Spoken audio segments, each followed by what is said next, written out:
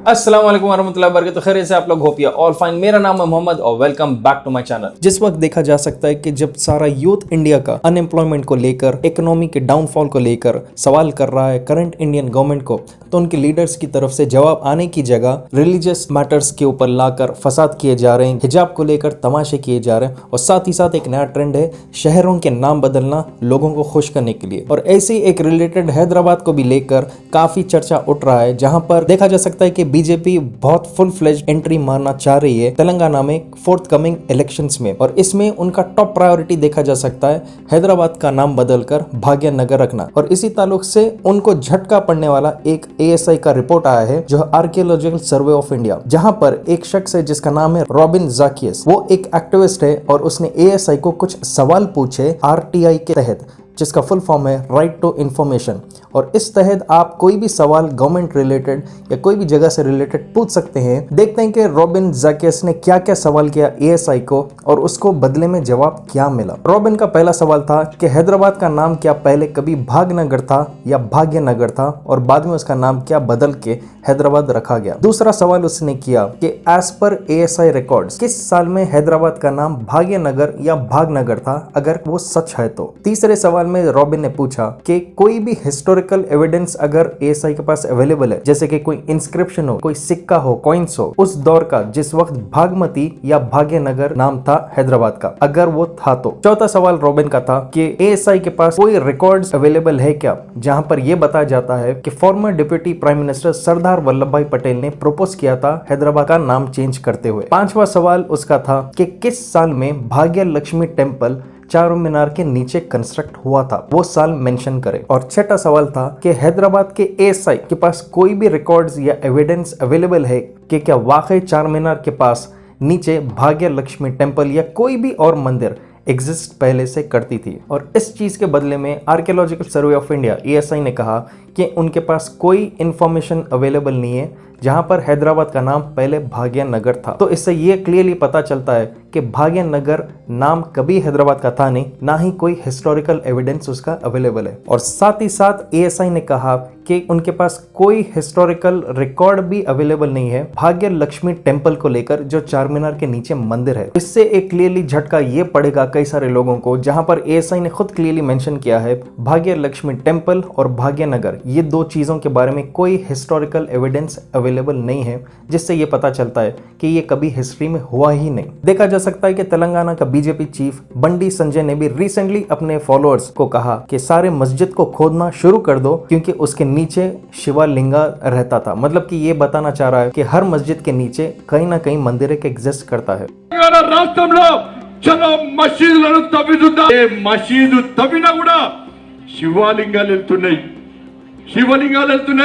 जून में एएसआई ने यह भी कहा कि कोई एविडेंस नहीं है इनके पास, जहां पर यह बताया जा रहा है कि तेलंगाना के दायरे के अंदर किसी भी पुराने मस्जिद के नीचे कोई भी हिंदू रिलीजियस साइट नहीं है। देखा जा सकता है कि बीजेपी के जितने भी बड़े लीडर्स हैं, उनको हैदराबाद में कोई मंदिर नहीं, बस चार मीनार के नीचे सिचुएटेड भाग्य लक्ष्मी की मंदिर नजर आ रही है। जबकि एएसआई के हिसाब से क्लियरली दिया गया है कि भाग्य लक्ष्मी टेम्पल जो चार मीनार के नीचे, वो एक इलीगल स्ट्रक्चर है। और बताया जाता है कि 1950s तक वहां पर कुछ भी नहीं था और लेट 1960s में ये मंदिर सडनली अपीयर हो चुका, जिसको आहिस्ता आहिस्ता बड़ा करके आज एक पॉलिटिकल तमाशा उस मंदिर के थ्रू क्रिएट किया जा रहा है। रिसेंटली लामकान एक जगह है हैदराबाद में, वहां पर 2019 में former superintendent archaeologist of ASI Milan Kumar Chaule ने भी इस चीज को सपोर्ट किया, कहते हुए कि कोई एग्जिस्टिंग रिकॉर्ड नहीं था भाग्य लक्ष्मी टेम्पल का चार मीनार के पास। आखिर ये भाग्यनगर भागमती ये नाम कैसे क्रिएट हुआ? पुराने कहानियों के हिसाब से मोहम्मद कुली कुतुब शाह को मोहब्बत हो गई थी एक हिंदू औरत जिसका नाम था भागमती, और ये हैदराबाद बनने से पहले का किस्सा बताया जाता है। कहानियों के हिसाब से ये भी बताया जाता है 1580 में मोहम्मद कुली कुतुब शाह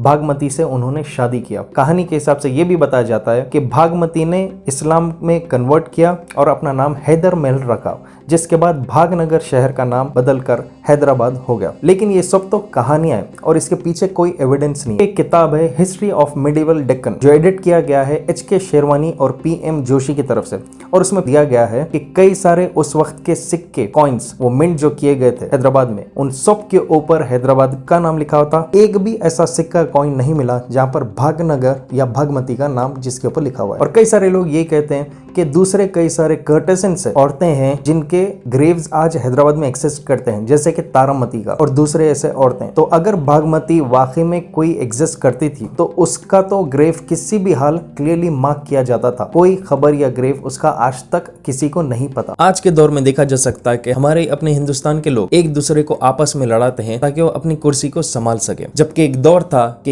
यही सब भारतीय लोग ब्रिटिश फोर्सेस के खिलाफ लड़े थे हिंदुस्तान की आजादी के लिए। और आजादी के बाद सबसे पहले प्रधानमंत्री हमारे बने थे जवाहरलाल नेहरू, और इन्होंने एक किताब लिखा इसमें यह बताया गया है कि कैसा भारत में पहले के जमाने में वेरिड कल्चर्स हुआ करते थे, अलग अलग डायनेस्टीज थे, और ये होते होते अंग्रेजों के कब्जे में कैसा हिंदुस्तान आया और हमारी असली पहचान क्या है। और इस किताब को आप सुन सकते हैं एक बहुत ही जबरदस्त बुक समरी में, जिसका नाम है द डिस्कवरी ऑफ इंडिया, और ये अवेलेबल है इंडिया के लीडिंग ऑडियो शो प्लेटफॉर्म जिसका नाम है कोको एफएम। कोको एफएम पर है अवेलेबल एक huge library non fictional content का, और इनकी रेटिंग 4.5+ है। कोको एफएम आपको मदद करेगा अनलॉक करने के लिए knowledge across a varied range of topics. Kuku FM के जरिए आप ऑडियो बुक सुन सकते हैं अपने रीजनल लैंग्वेज में, कहीं भी कभी भी, और ये है made in India app. Kuku FM आपको हेल्प करेगा अनलॉक करने के लिए नॉलेज सिर्फ ₹199 इंस्टेड ऑफ ₹399। और खास तौर से मेरे ऑडियंस के लिए कोको एफएम ला रहा है एक्सक्लूसिव 50% ऑफ फर्स्ट 250 यूजर्स के लिए। लिंक मैंने नीचे डिस्क्रिप्शन में दे दिया है, डाउनलोड करिए कोको एफएम, और ऑफर का फायदा उठाने के लिए मेरा कोड MD50 इसको यूज कीजिए। तो फायदा पूरी तरह उठाइए कोको एफएम के जरिए और जबरदस्त नॉलेज गेन कीजिए। Now let's get back to the video. देखा जा सकता है हैदराबाद शहर बनने का एक मेन सबब था कि गोलकोंडा के एरिया में जो पहले असल शहर रहता था, वहां पर एक डिजीज फैलने की वजह से हैदराबाद का शहर क्रिएट किया गया था। इंशाल्लाह हैदराबाद का नाम तो बदलेगा नहीं कभी, क्योंकि हैदराबाद का नाम के पीछे एक बहुत बड़ा किस्सा है, और वो ये है कि हैदराबाद ये रखा गया है हैदर टर्म से, और ये रेफर करता है हजरत अली को, जिनको लायन का भी लक़ब दिया गया था। तो आप अपने हिसाब से इसके बारे में कमेंट कीजिए कि वाकई भागमती नाम से कोई एक औरत थी या एक झूठा कैरेक्टर क्रिएट किया गया। जब तक इंशाल्लाह मुलाकात करता हूं बहुत जल्द, टेक केयर एंड अल्लाह हाफ़िज़। तो make sure Kuku FM download कीजिए, लिंक मैंने नीचे डिस्क्रिप्शन में दे दिया है। मेरा कोड MD50 यूज कीजिए, अभी फायदा उठाइए।